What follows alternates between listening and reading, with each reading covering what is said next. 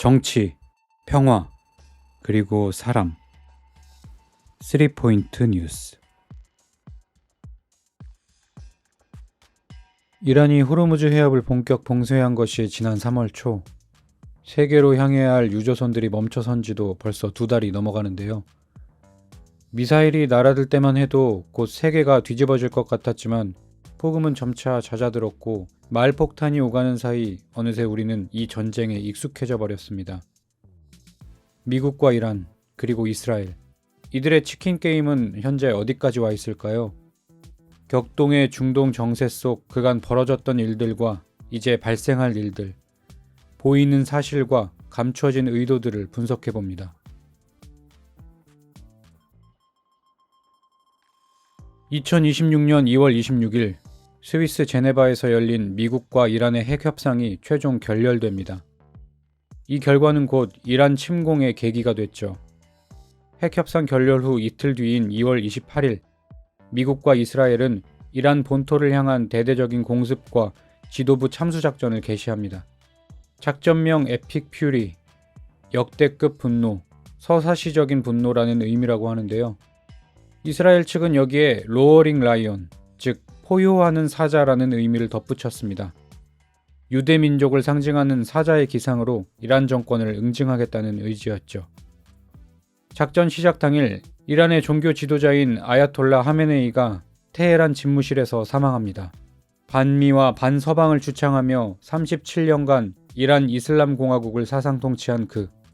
사실 그의 리더십은 이란 시민의 보편적인 자유를 억압했다는 측면에서 철권 통치라는 이름으로 표현되기도 했습니다. 그만큼 민중들의 반발도 심했죠. 그러나 그것은 내부의 정치적인 상황이고 외부의 세력이 자신들의 내정에 개입해서 지도자를 축출했다는 사실에 이란은 분노했습니다. 이건 국권의 문제니까요.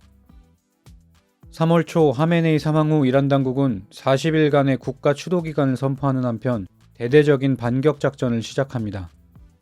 인접한 중동 국가 내에 있는 미군 기지들이 타깃이 됐고 이스라엘로 수백 개의 드론과 미사일을 퍼부었죠.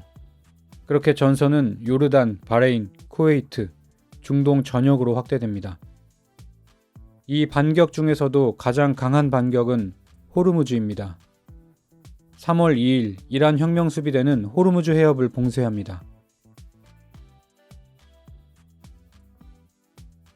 호르무즈는 전 세계로 향하는 석유와 LNG 해상 공급량의 30% 이상이 통과하는 곳, 슈퍼탱커로 불리는 초대형 원유 운반선들이 드나드는 톨게이트와 같은 곳이죠. 사실 호르무즈는 국제해협입니다. 연안 국가인 이란과 오만의 영해와 맞닿아 있긴 하지만 국제법상 이곳을 통과하는 모든 선박과 항공기는 자유롭고 신속하게 통과할 통항권을 보장받죠. 당연히 특정 국가가 통행료를 징수하거나 통항을 방해할 수 없는 공간입니다. 하지만 이건 모두가 품위 있게 국제법을 준수할 때의 이야기입니다. 이란은 자신들의 안보가 위협받을 때면 이곳을 쥐고 흔들었고 이번에도 그렇습니다. 호르무즈가 막히면서 중동의 석유를 전 세계로 나르는 유조선들이 멈춰섰고 국제 유가는 평시보다 최대 40%까지 치솟습니다. 당연히 미국도 가만히 있을 수 없었죠. 3월 중순 이란이 호르무즈에 기뢰와 자폭드론을 설치하면서 해협을 요새화하자 미 해군 오함대는 기뢰 제거함과 구축함을 보내면서 해상 통로 확보 작전을 시행합니다. 그렇지만 해협이 순순히 열리지는 않았습니다. 세계 최강이라는 미군이 나섰지만 민간 해운사들은 유조선을 대상으로 한 보험을 취소했고 선박들은 결국 움직일 수 없었습니다. 이미 호르무즈 해협의 요충지가 이란군의 것이었기 때문이죠. 해협 밖에 있는 미군을 믿고 폭사의 위험을 넘어 바다를 건너는 건 무모한 일이었습니다. 당시 트럼프는 나토 회원국들과 우리나라를 비롯한 동맹국들의 호르무즈 해협을 같이 뚫자면서 압박했지만 큰 호응을 얻지는 못했습니다. 화가 치솟은 그는 독일에 주둔했던 미군 병력을 철수시키면서 나토를 향한 격한 감정을 표출했죠.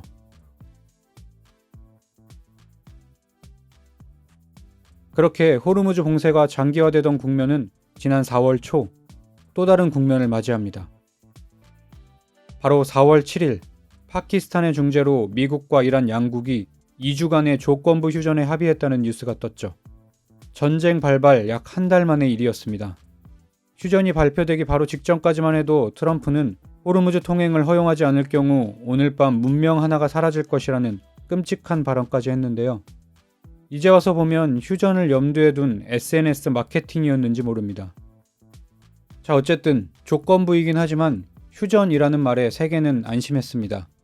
그렇게 호르무즈의 빗장이 풀리면 요동쳤던 유가가 안정되고 또 그렇게 전쟁이 마무리될 것이라는 정서가 확산됐죠.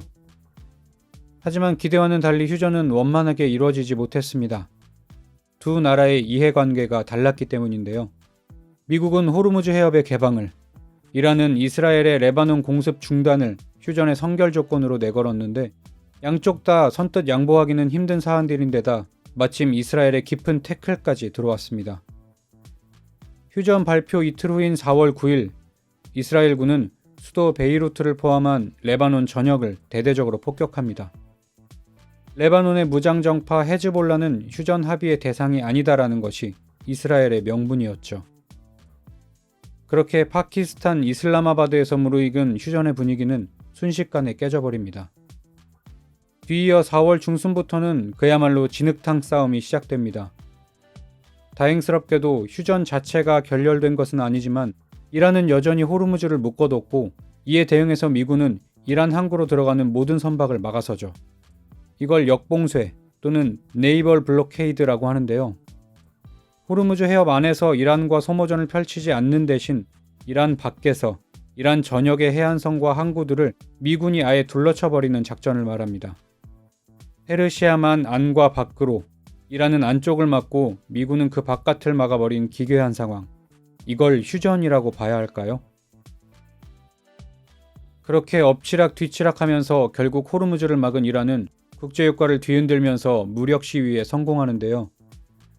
한편으로는 미 해군이 자신들의 해안선을 다 막아버린 탓에 자국산 석유 수출에도 지장을 받습니다. 그러니까 중동산 석유도 이란산 석유도 다 막혀버린 모두가 피해보는 상황이 된 거죠.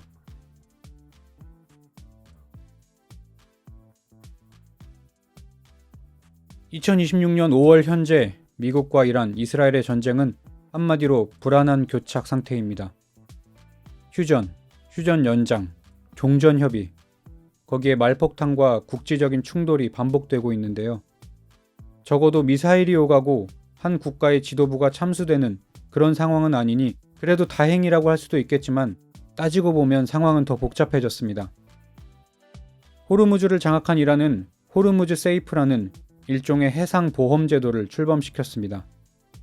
지금 전쟁 때문에 이 바다를 지나는 게 위험하니까 우리 이란이 유조선들을 잘 가이드해서 오가게 해줄게.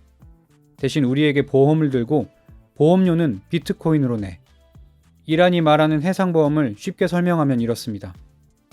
즉 국제 해협에서 안보 장사를 하겠다는 뜻인 거죠. 실제로 이란 당국은 이 장사를 본격화하고자 페르시아만 해협청이라는 조직을 신설했습니다.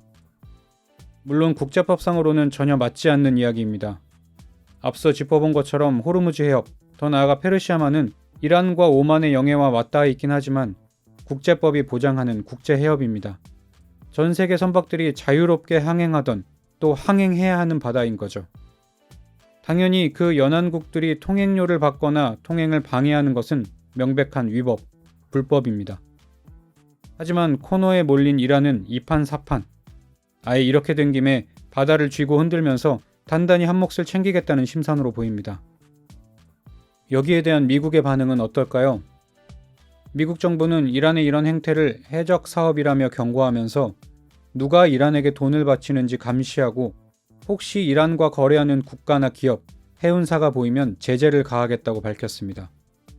통행료를 내는 순간 미국이 주도한 대이란 국제제재에 균열이 생기는 것이니까요. 하지만 미국의 진짜 속내가 그런 건지는 또 모르겠습니다.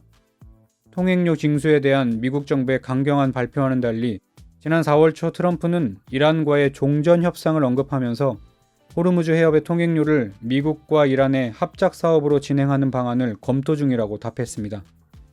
자신들이 해적 사업이라고 칭한 이란의 장사에 개입해서 관리비 명목의 수수료를 받겠다는 뜻으로 이해되는 대목이죠.